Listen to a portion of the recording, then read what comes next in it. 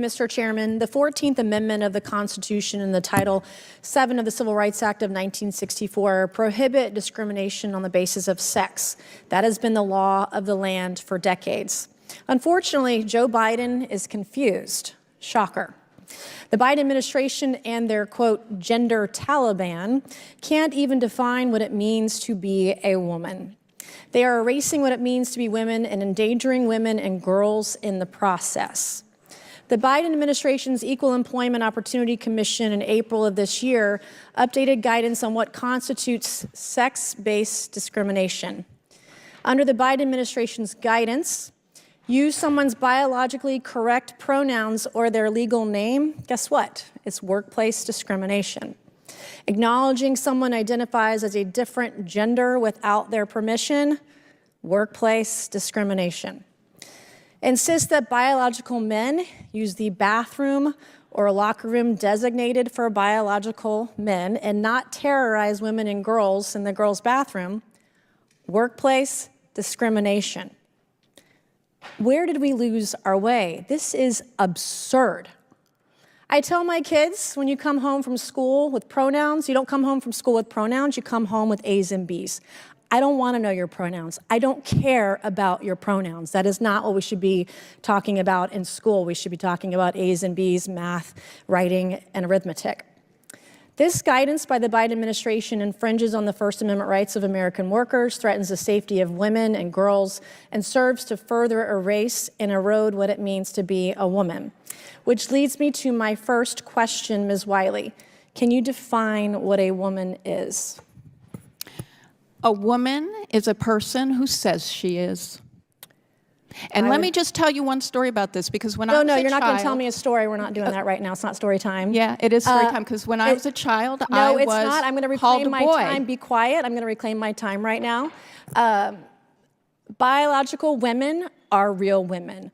A guy born as a man who wants to pretend to be a woman and put him and his big Jim and the twins in the locker room with underage girls, or his little Jim and twins, by the way, is disgusting.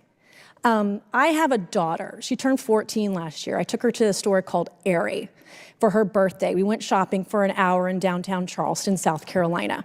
She was taken to her dressing room by a biological male in a miniskirt and a lace bralette. It is disgusting. I have no idea if that man was over 18 or under 18. It is absolutely disgusting that we're redefining what women are and allowing men into women's private spaces. And by the way, Ms. Wiley, I am a survivor of rape. I was raped at the age of 16. I am not going to put other women and girls into unsafe situations where biological men with their willy-nillys out, putting women and girls at risk. It's absurd, it's disgusting, and I have 1 minute and 50 seconds left of my questioning. Do you believe, Ms. Wiley, that you need to have a PhD in biology to know what a woman is? Yes or no? Is that a yes or a no? I first want to just say you are right. I'm running out of time. I am so sorry, and you should never have had to suffer from sexual violence. You need a PhD in biology to know what a woman is. I've been rape shamed by the left, and I'm not going to allow any of that stuff to happen today. Do you believe that you need a PhD to define what a woman is? Yes or no is the question. I think every woman is able to define herself as a woman. It's not how it works. There's biology and science. I would encourage every American to follow the science. Are there risks to women when biological men are in a bathroom with them, Ms. Wiley? Yes or no?